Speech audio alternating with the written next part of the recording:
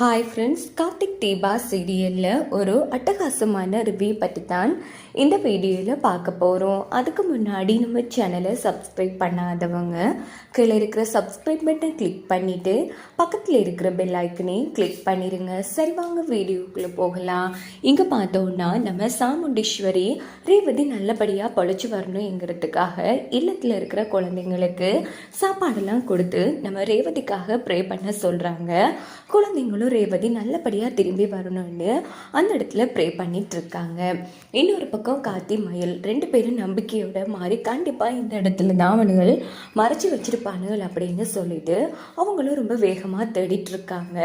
இன்னொரு பக்கம் பார்த்தோன்னா நம்ம பாட்டி ரோகிணியோட தங்கச்சி 3 பேருமே அம்மன் கோவிலில் கற்பூர சட்டி எடுத்துட்டு இருக்காங்க. நம்ம ரேவதி நல்லபடியாக பழிச்சு வரணுங்கிறதுக்காக. இன்னொரு பக்கம் ரேவதியை தான் காமிக்கிறாங்க. ரேவதியோட பல்ஸ் வர குறைஞ்சிட்டு இருக்கு. அங்கே பார்த்தோன்னா டாக்டர் வர நேராக ராஜராஜன் கிட்ட சார் ரொம்ப நேரமாக போயிடுச்சு, இப்படியே போயிட்டு இருந்துச்சுன்னா அவங்கள காப்பாற்றுறது ரொம்ப கஷ்டமாக போயிடும் அப்படின்னு போது, சார் எப்படியோ என் மருமகன் அந்த பொண்ணை கூட்டிகிட்டு வந்துடுவான், கொஞ்சம் மணி நேரம் வெயிட் பண்ணுங்க அப்படின்னு போது, சார் நான் வெயிட் பண்ணுவேன், ஆனால் அந்த பொண்ணோட பல்ஸை பார்த்தீங்களா லோ ஆகிட்டே வருது, அட்லீஸ்ட் பல்ஸ் ஒழுங்காக இருந்தாலும் கொஞ்சம் மணி நேரம் வெயிட் பண்ணலாம், இது கூட ஒழுங்கில்லாமல் இருக்கே அப்படின்னும் போது, ஐயோ கடவுளே உனக்கே கண்ணு இல்லையா, என் பொண்ணுக்கு இப்படி ஒரு கெதி வரணுமா அப்படின்னு சொல்லி ராஜராஜா அந்த இடத்துல அழுதுட்டு இருக்காங்க. இந்த பக்கம் பார்த்தோன்னா உடனே நம்ம கார்த்திக்கு ஃபோன் அடிக்கிறாங்க. அப்போ கார்த்தியும் ஃபோன் அடிக்கிறாங்க. மாப்பிள்ளை என்ன ஆச்சு மாப்பிள்ளை, எவ்வளோ நேரம் ஆச்சு, போகிறதும் அந்த பொண்ணை கூட்டிகிட்டு வரதும் தானே, அப்படி அவ்வளோ நேரம் போகிறதுக்கு அவ்வளோ என்ன பிரச்சனை மாப்பிள்ளை அப்படின்னும் போதும், மாமா இன்னும் கொஞ்சம் மணி நேரம் தான், அவங்க வந்துடுவாங்க, எதுவாக இருந்தாலும் நான் வந்து சொல்கிறேன் அப்படின்னும் போது, சரி மாப்பிள்ளை இங்கே ரேவதிக்கு பல்ஸ் குறைஞ்சிட்டே போயிட்டுருக்கு மாப்பிள்ளை, இப்படியே போனால் ரேவதி பொழைக்கிறது ரொம்ப கஷ்டம்னு சொல்லிட்டாங்க, அதுக்கப்புறமா நீங்கள் அந்த மாரிங்கிற பொண்ணு கூட்டிகிட்டு வந்தும் எந்த பிரயோஜனமும் இல்லை அப்படின்னும் போது, ஒரு கொஞ்சம் மணி நேரம் தான் மாமா, கண்டிப்பாக மாரியோட வர அப்படின்னுட்டு கார்த்திக் ஃபோனை வச்சுட்டு ரொம்ப ஃபீல் பண்ணிட்டு இருக்காங்க கார்த்தி. அது மட்டும் இல்லாமல் நம்ம ரேவதி பண்ண சின்ன சின்ன குறும்புத்தனங்கள் எல்லாம் நினச்சி வண்டி ஓடிட்டுருக்காங்க. அப்படின்னு பார்த்தா அந்த இடத்துல ஸ்டக் ஆகிடுறாங்க. உடனே மயில் ஏப்பா சக்கலை என்ன ஆச்சுப்பா, வண்டியில் எது பிரச்சனையா அப்படின்னும் போது, அதெல்லாம் ஒன்றும் இல்லை அப்படிங்கிறாங்க. எனக்கு புரியுதுப்பா, ரேவதியை தானே நினச்சி பார்த்துட்டு வரேன், இங்கே பாரு ரேவதி உன் மேலே உயிரே வச்சிருக்கா, உன் கூட வாழணுங்கிறதுக்காகவே கண்டிப்பாக அவள் பொழைச்சி வருவாப்பா, நீ எதை பற்றியும் கவலைப்படாத அப்படின்னு மயில் கார்த்திக்கு அந்த இடத்துல ஆறுதல் சொல்லிட்டு இருக்காங்க. இன்னொரு பக்கம் பார்த்தோன்னா அடிக்கடி ரேவதியையும் இந்த பக்கம் குழந்தைங்க ப்ரே பண்ணுறதையும் இன்னொரு பக்கம் பாட்டி எல்லாரும் வேண்டுதல் பண்ணுறதையும் காமிக்கிறாங்க.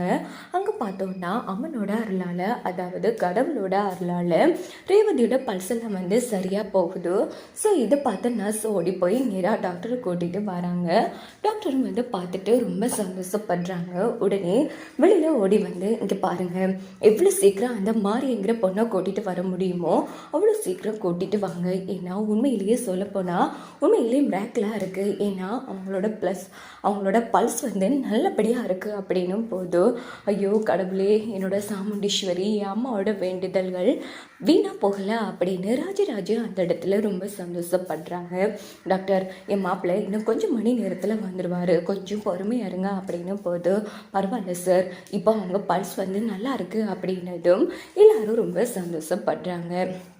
இங்கே பார்த்தோன்னா நம்ம காளியம்மாளுக்கு ஃபோன் போட்டோம். சிவனாண்டி விஷயத்த சொன்னதும் காளியம்மாள் மாறிக்கிட்டு நம்ம மாயாக்கிட்ட சொல்கிறாங்க, என்னோட சிவனாண்டி அந்த மாரியை தூக்கிட்டானா, இதுக்கப்புறம் அந்த ரேவதி பொழைக்கிறது ரொம்ப கஷ்டம் அப்படின்னு போதும், அந்த கார்த்தியை மட்டும் நம்ம லேசப்பட்டவனா நினைக்கவே கூடாதுங்க, கண்டிப்பாக அந்த மாரியை கண்டுபிடிச்சி கடைசி நொடியில் கூட்டிகிட்டு போகிறதுக்கும் வாய்ப்பு இருக்குது அப்படின்னும் போது, இந்த பக்கம் காளியம்மா சந்திராவுக்கு ஃபோன் அடிக்கிறாங்க. இங்கே பாரு இப்போ அந்த ரேவதியோட நிலைமை எப்படி இருக்குது அப்படின்னும் போதும், என் அக்காக்காரி என்னென்னா ஒரு பக்கம் வேண்டுதல் பண்ண போயிட்டா, இங்கால அவளோட அக்கா பாட்டின்னு அவங்க ஒரு பக்கம் வேண்டுதல் பண்ண போயிட்டாங்க, இங்கே என்னென்னா பல்ஸ் ரொம்ப மோசமாக இருக்குன்னு சொன்ன டாக்டரை கொஞ்ச நேரம் கழித்து இப்போ நல்லா இருக்குது, குயிக்காக மாரியை கூட்டிகிட்டு வாங்கன்னு சொல்கிறாங்க. விட்டா நாளைக்கு அந்த மாதிரி பிளட் டொனேட் பண்ணாலும் பிரச்சனை இல்லை போலங்கிற மாதிரி தான் இருக்குது. அத்தை போகிற டைம் எல்லாம் பார்த்தா ஒரு வேளை அந்த ரேவதி பொழைச்சிருவாள் என்னவோ அப்படின்னு போதும் காளியமாக அதிர்ச்சி ஆகுறாங்க. என்ன சந்திரா இப்படி சொல்லிட்டு இருக்க? ஆமாம் அத்தை, ஏன்னா அந்த அளவுக்கு எல்லாரும் போராடிட்டு இருக்காங்க.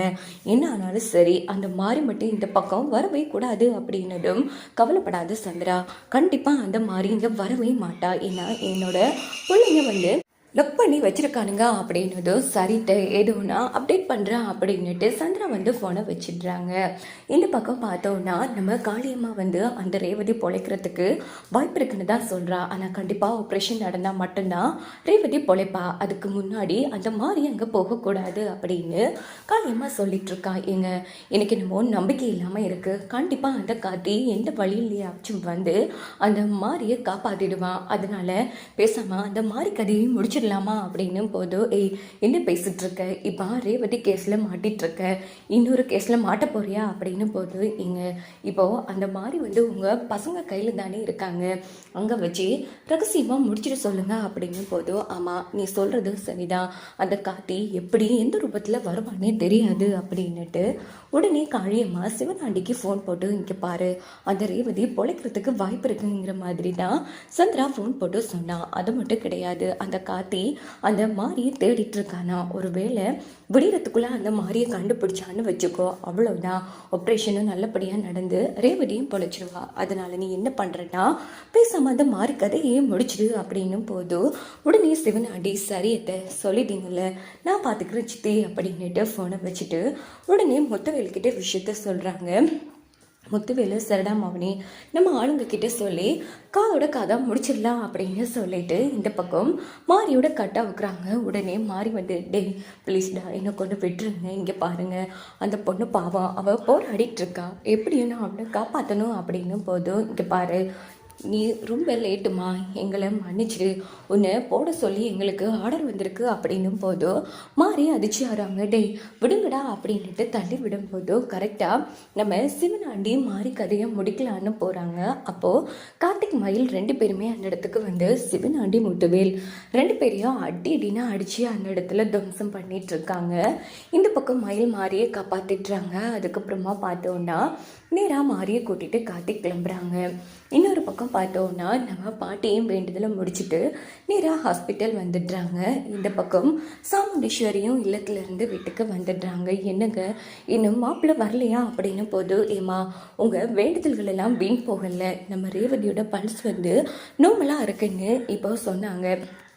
ஆனால் மாறி வந்தால் மட்டும்தான் ஆப்ரேஷன் நடக்குமா, ஆப்ரேஷன் நடக்கலைன்னா நம்ம ரேவதியை பார்க்க முடியாது அப்படின்னும் போதும், ஐயோ ஏதோ பிரச்சனை வந்திருக்குங்க, அதான் மாப்பிள்ளை தாமதமாகறாரு போல இருக்கு அப்படின்னும் போதும் இந்த பக்கம் சந்திரா நீங்கள் என்ன தலைகீழ நின்று தண்ணி குடித்தாலும் சரி கண்டிப்பாக அந்த மாதிரி வரமாட்டா அப்படிங்கிறாங்க.